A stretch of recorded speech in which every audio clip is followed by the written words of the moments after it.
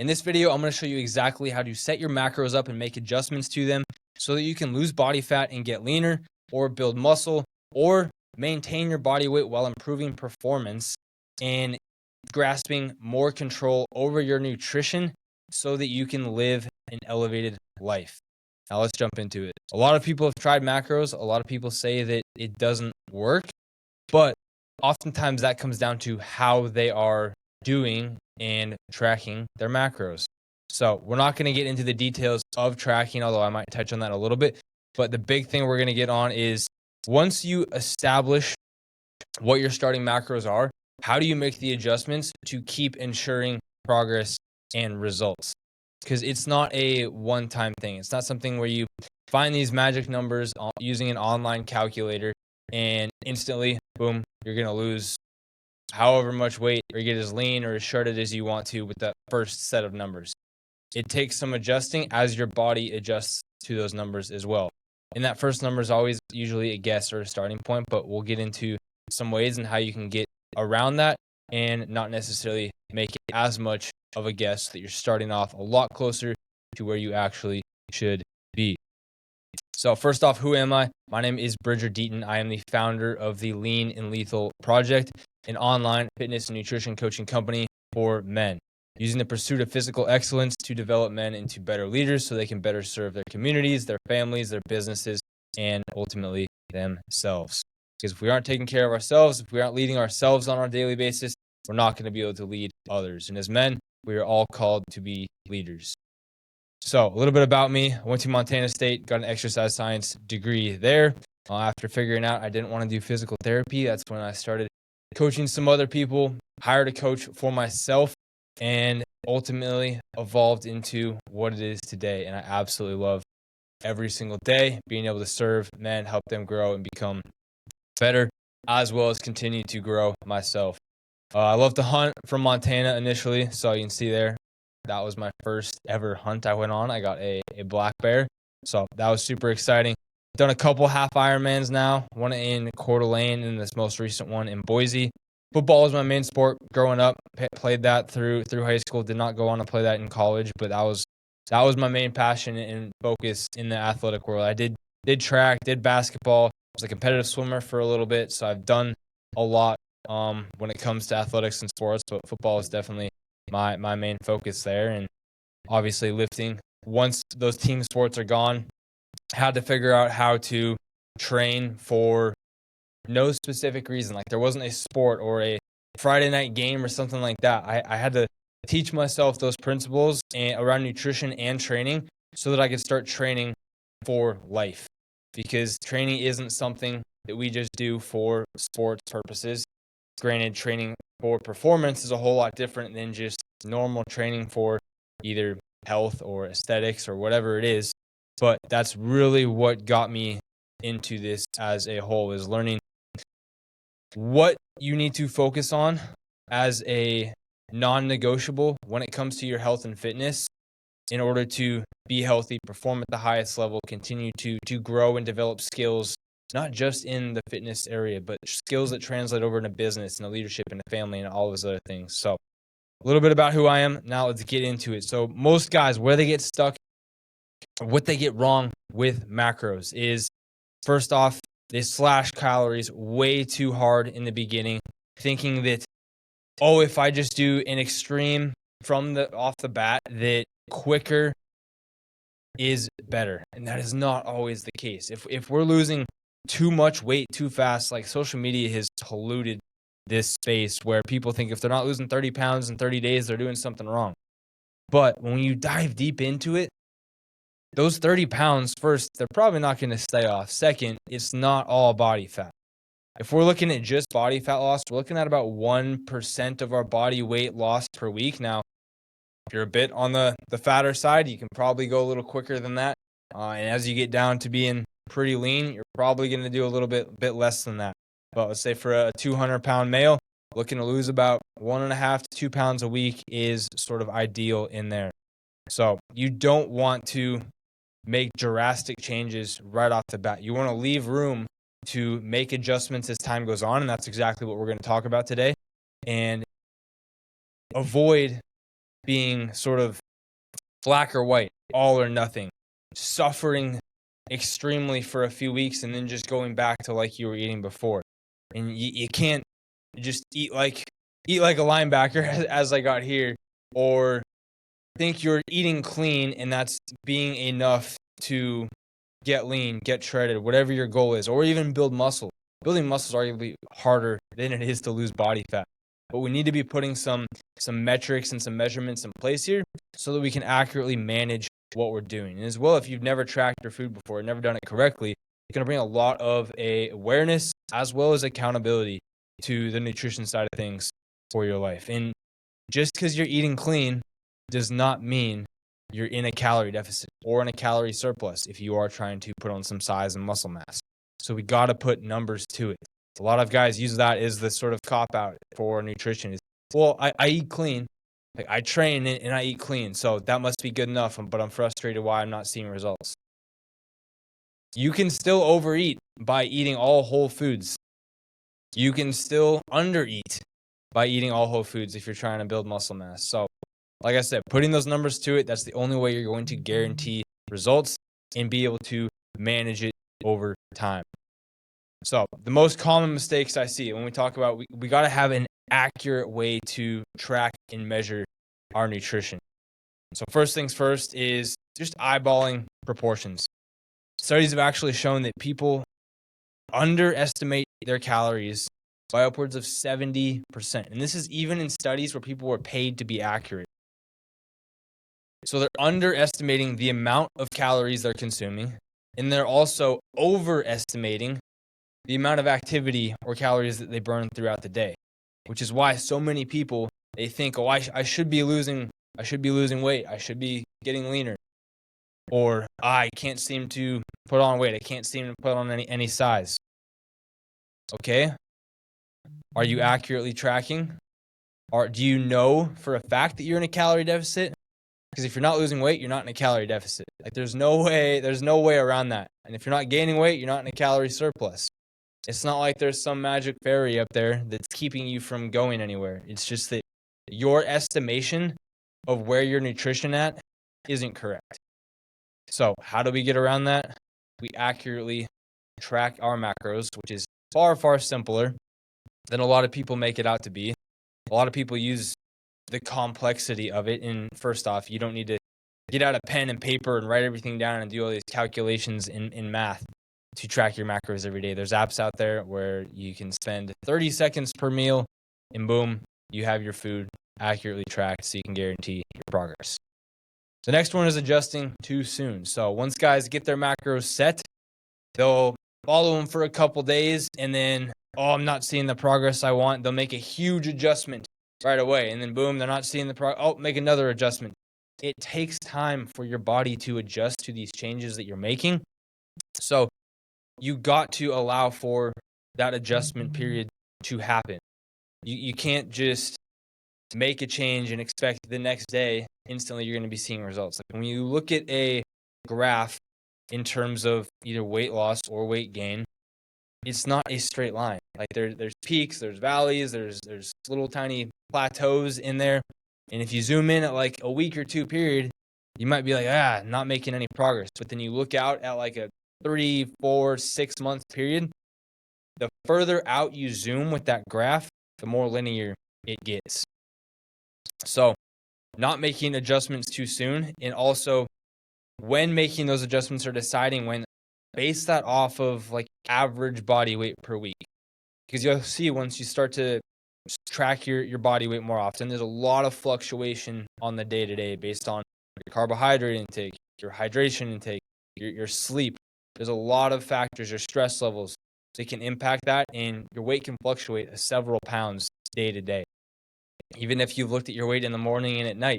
Like for me, there's times when it's like a 7-pound difference between when I wake up, I weigh myself fasted after I go to the bathroom, and then I weigh myself again after dinner. It could be upwards of 7 pounds. That's why it's like there's no point in weighing yourself later in the day because that is always going to be different. So when getting your body weight, make sure you're consistent with that. So I do it first thing in the morning, after you go to the bathroom, but before you eat or drink anything. That way you're going to be accurate, you're going to be consistent, and then you can track the average of your body weight each week and make adjustments based off of that. Next one, kind of already talked about this, but just cutting too aggressively. Thinking that if you push it harder, you're going to get better, quicker results. But really, we're just looking for that around 1% change per week. There's no point in going any faster, and you don't need to be going any slower than that. So if you are not losing around that 1% of your body weight per week, create a little bit bigger deficit. Or if you're going the other way, create a little bit bigger of a surplus. If you're losing way more than that, you're losing like 5% of your body weight per week. Say you're 200 pounds once again, you're losing 5 pounds every single week. You need to pull that back because you're probably going to be losing some muscle mass in there, and none of us want that. We want to just lose body fat. We want to maintain that muscle mass, maintain that strength as much as possible. So realize that quicker is not always better, and sustainable results are going to be the ultimate goal, not seeing that number on the scale change really quick or really drastically in a few weeks and then come right back. That's not what we're looking for at all. So when we get into macros here and setting this up, first things first is you got to be clear on what your goal is. Every single guy is, I want to lose fat, build muscle, lose fat, build muscle. Yeah. We all want to lose fat and build muscle. But pick one to prioritize first because you're going to see a lot better results, quicker results doing that and kind of riding the gray area. And now, especially if you're getting into it for the first time, can you lose fat and build muscle? 100%. You haven't trained on a structured program and you haven't paid attention to nutrition, you create a slight deficit, but you're consuming more protein than you ever have, and you're training at a higher intensity on a structured program like you never have before, there's a very good chance that you can be building some muscle while you're losing some body fat. But nonetheless, pick one to prioritize, and we'll get into kind of which one you should do first. Next, you're going to start off by setting your protein. Knowing your goal is also kind of determining your calories at the end of the day too. Then you're going to start by setting your protein because that is an essential nutrient kind of based off of our body weight or our goal body weight. After that, we're going to set our fats. That's also an essential nutrient. And that's more so a minimum threshold for fats that we want to consume on a daily basis to keep the hormones healthy and things like that. And then we're simply going to fill the rest in with carbs. And now this ratio to fat to carb can fluctuate depending on the individual and their goals and their training status and things like that. If someone's doing more endurance activities, training a lot harder, you're going to want to have a little bit more carbs in there for sure. I usually like to set fats close to that minimum because one, you're going to be more satiated with carbs, especially if you're eating like high fiber foods, than you will fats. Fats have 9 calories per gram, and carbs and protein have 4 calories per gram. So that's why eating fats is often going to spike your calories up a lot higher than if you were to eat, let's say, carbohydrates. So you can eat a big bowl of strawberries for, let's say, 150 calories, or you can get a little spoon of peanut butter for that same amount. You're going to be a lot more full eating that massive bowl of strawberries than you would licking that one spoon of peanut butter, and you're also at 150 calories. After that, we want to make sure it's something that we can adhere to. This also plays into the role when you're looking at that ratio of carbs to fats. Is it realistic? Is it something that with your dietary preferences and choices you can stick to? And then lastly, we'll adjust as we need to. So first off, picking our goal. Like I said, you want to focus on one. Everybody wants all of it at once, but focus on one. I'd say if you're above 17% body fat, now, like, there's not really a scientific number here. This is just kind of my preference. In my opinion, I think you should start off focusing on fat loss, getting into a calorie deficit. Because one, when you get down to lower body fat percentage, when you're going to look bigger. Like, a lot of guys are scared that, I don't want to get below 200 because then I feel like I'm at victim weight. And I'll joke about that all the time. It's like you have pride behind that big number that your weight starts off with. But I mean, a lot of the guys you see on social media that are shredded, that you think look huge or look jacked, they probably weigh a lot less than you think they do, because as you get leaner, as your muscles get more defined because you have lower percentages of body fat, you can see some of the striations. You can see the separation between your muscle bellies. You're going to look bigger as a result because you can see more of that muscular definition. So I'd say if you're like above 70%, go through a fat loss phase, get some of that body fat off so you can actually see what you're working with. And then two, your body's going to be more primed to absorb and take in those nutrients once you turn around and switch into a bit of a surplus. And then you're going to be on a structured training program. You're going to be a little bit stronger than you were before, and your body's going to build muscle at a higher rate. And also, if you were significantly overweight, testosterone's probably taking a hit by having a little excess body fat on. So getting that body fat down is going to improve your endurance, improve your testosterone, improve a ton of other metrics that are going to help your performance in the gym and allow you to train harder and aid in that muscle gain. If you're happy with your body composition and you're just simply focusing on performance, then you can just ride your maintenance calories and even be in a slight surplus if you're training frequently and training a lot and you're really looking to optimize your performance there. But also, be honest with yourself. Like a lot of guys, they say they're fine and they're like, oh, like, I don't care about abs or any of that, or I'm focused on longevity and all this other stuff. If you don't need to be shredded and have a six-pack 100% to be healthy. Like, I understand that. But if you have a belly, if your belly hangs over your pants, if you got that spare tire region, that low back fat, and you're always like pulling your shirt off of your belly, everything about you and your health is going to benefit from you getting rid of some extra body fat and getting down to a lower body fat percentage. Do you need to be single digits, 9% body fat and shredded? No, that's not healthy either. That's not something that is it is sustainable at all. But getting between, I'd say, 12 and 16% body fat is only going to benefit your health, your mental health, your performance, your mental focus, everything, your discipline, your standards of living, everything is going to benefit from you getting down into that range of body fat percentage if you haven't been there already or if you aren't there currently. So be honest with yourself about that. Don't just sort of compromise and convince yourself that you're okay with where you are. Maybe because you don't really believe in yourself and you don't think you can get there, or you think the sacrifice is too big. It's not. It's little changes over time that are going to get you there. And regardless of what that end number really looks like, the traits and the skills and the mindset you're going to develop along that path, going from, let's say you're at 20 down to 12 or 13% body fat, you're going to be a whole new person as a result. Last one, if you already have that lean body composition, you don't have a lot of excess body fat, you can see at least the outline of your abs, and you got some room to put on a little bit extra body fat, then jump into a muscle gain phase for sure and be in a slight caloric surplus.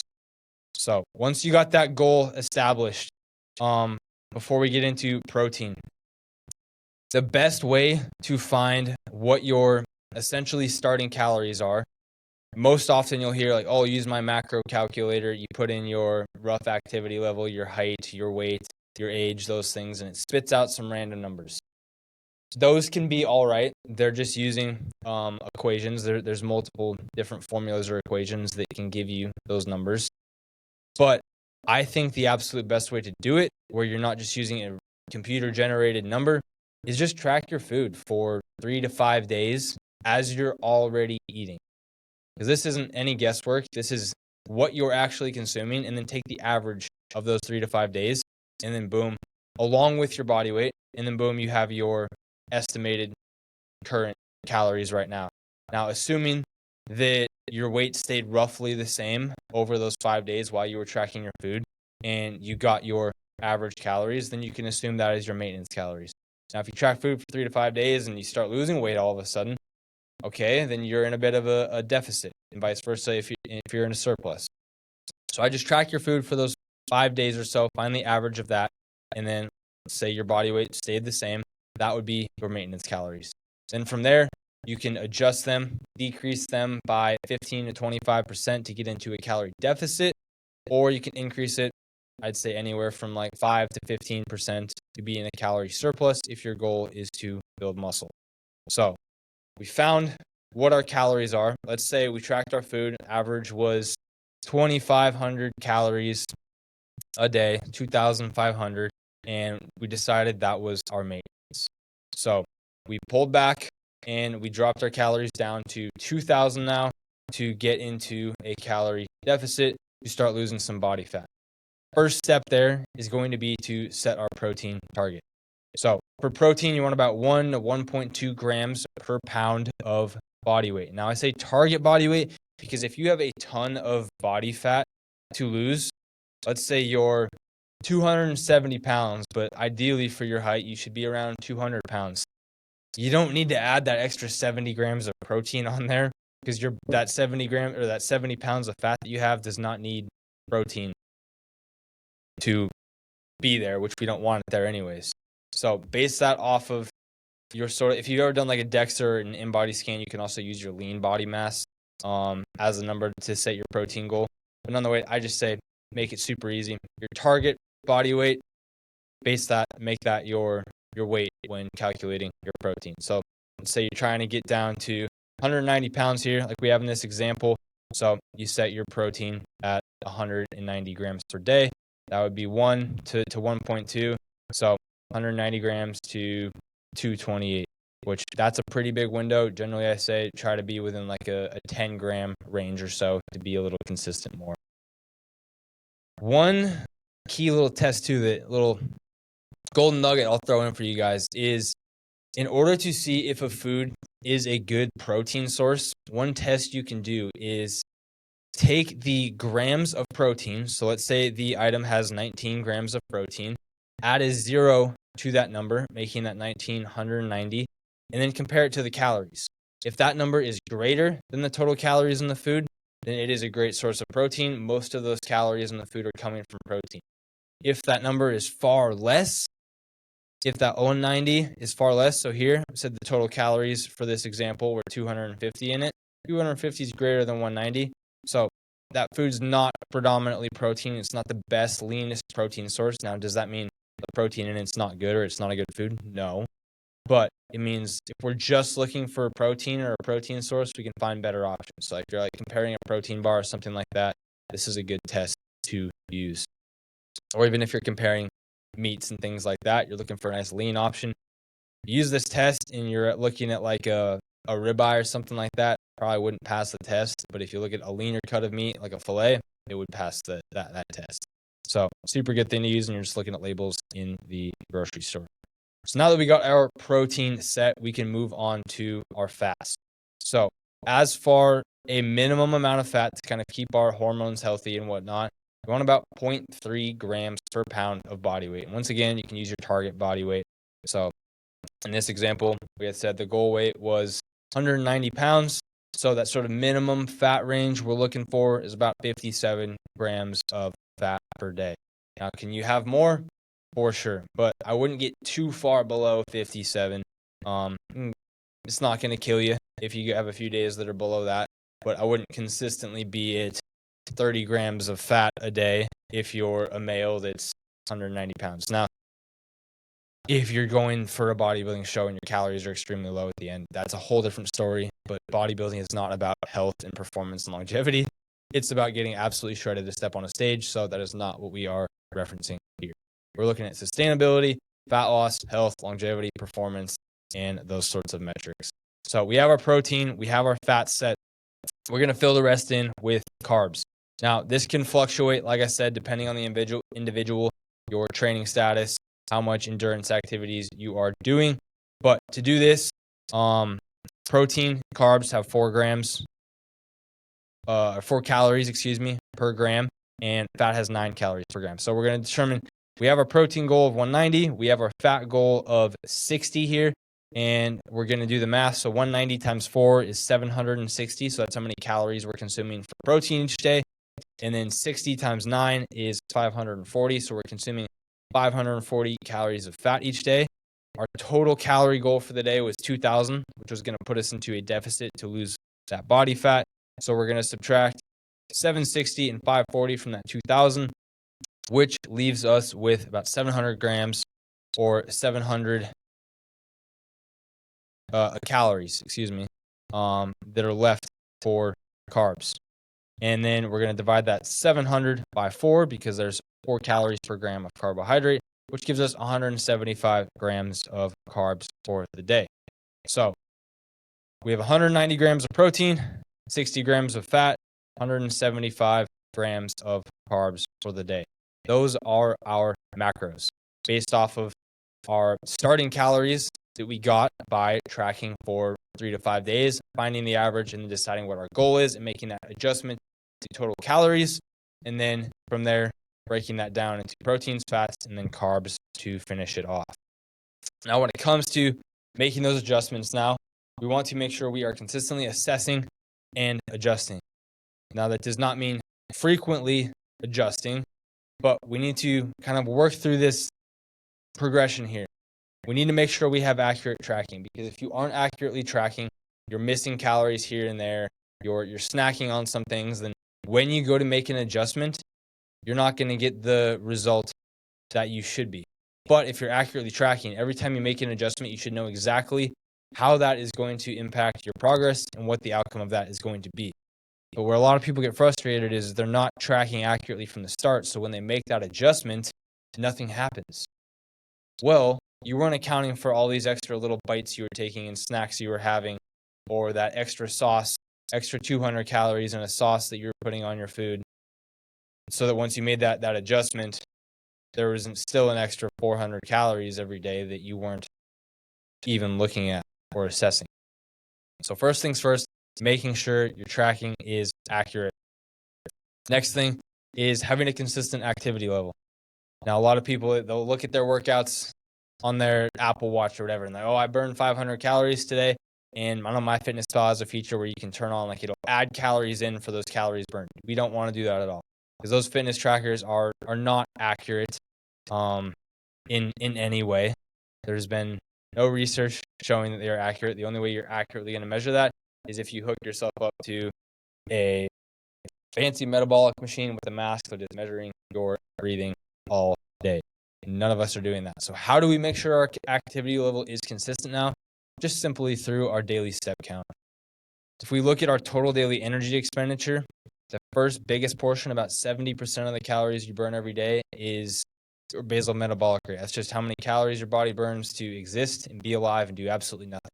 After that, we have NEAT, which is non-exercise activity thermogenesis, which is all the calories you burn from walking, talking with your hands, blinking, any other movement or function you're doing throughout the day. That's that next biggest chunk, which is around 20% or so. The workouts, that's only about 5% of your total daily energy expenditure, at the very, very top of that sort of pyramid, and you're not working out every single day. So that doesn't have a huge impact on your calories burned throughout the day. So we can make our activity level consistent by tracking our daily steps and having a step goal. You'll see oftentimes when people create a calorie deficit, whether it's through tracking macros or some sort of other fad diet, keto, carnivore, where they're just cutting out carbs to create that calorie deficit, they'll stall because their activity level will decrease significantly. When we reduce the amount of energy we're taking in for our body naturally wants to downregulate the energy expenditure. So we're going to fidget less. You're going to walk less. You're going to want to park closer to the door when you go to a restaurant or something like that, so that you're burning less calories. Your body naturally wants to do that because it senses less energy coming in. And that's why people will make that adjustment and they're like, I'm still not losing any weight or getting any leaner. That's because you didn't keep your activity level consistent. Your body downregulated and basically accounted for that drop in calories, so that now you're once again at that sort of maintenance level, or that homeostasis. So when we bring our calories down, we got to make sure we keep that activity level up there and be consistent with that. That's also going to be a huge driver for building your discipline, your self-control, these things, because not every night you're going to want to go walk and get to that step goal, but it's going to teach you a lot about having structure, moving more throughout the day, making those hard decisions when it's like I'd rather just sit down after a long day and watch Netflix, but going out there and getting that last little bit of steps in, and it's going to pay off big time down the road. And then lastly, I already talked about this one in the beginning, but just adjusting based off of averages, not a sort of instantaneous weight from a single day, because your weight's going to fluctuate on a day-to-day basis, even throughout the whole day. So making those adjustments based off of averages. And not every single week do you need to make an adjustment either. Sometimes 1, 2, maybe even 3 weeks can go by and weight's kind of stagnant, and then boom, all of a sudden it starts dropping. So don't be too eager. Don't be too quick to make adjustments. Granted, if multiple weeks go by, 2, 3, and nothing happens, or even weight's starting to go up and you're trying to be in a deficit, make that adjustment. Drop the calories down a bit more. Increase your step count. You can do I would do one or the other. And then you can just incrementally, I'd say at a 2-week minimum, like between adjustments, look at those averages, make the right assessments, and then you can adjust from there. We already talked about what it kind of looks like calorie wise, in order to lose body fat, stay at maintenance, or gain muscle. Like I said, for fat loss, we're looking to be between 15 25% calorie deficit, looking to lose about 1% of your body weight per week. Maintenance, your body weight's not going to stay like 190 every single day for weeks. It'll be fluctuate between like a 5-pound range or so, completely normal. Muscle gain, looking for about a 10 to 15% calorie surplus and looking to gain about half a pound to a pound per week. Alrighty. So that is it for this episode. Download it. Hope you took some notes on here. Biggest things are assess, manage, adjust, be accurate with it. What isn't measured can't be managed. So if you're frustrated, you're not seeing the results you want, start tracking some metrics here when it comes to your nutrition. Do you need to pay attention to proteins, carbs, and fats? No. If you want to simplify it, just look at your calories in your protein, because the biggest things here, calories are going to be what dictates whether or not your weight goes up or down. That protein is going to make sure that we're keeping/building that muscle mass. If we just create a huge calorie deficit without ample protein, we could very likely be losing muscle mass, which we don't want to do.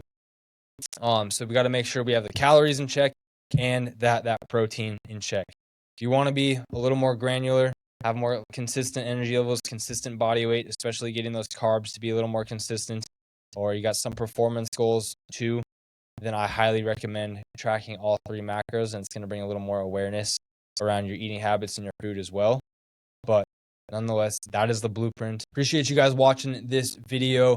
If you liked it or you found it helpful, please leave a comment. Let me know what videos we should make next, what sort of questions you have, or what how-to videos when it comes to fitness, training, nutrition, mindset, lifestyle, any of that.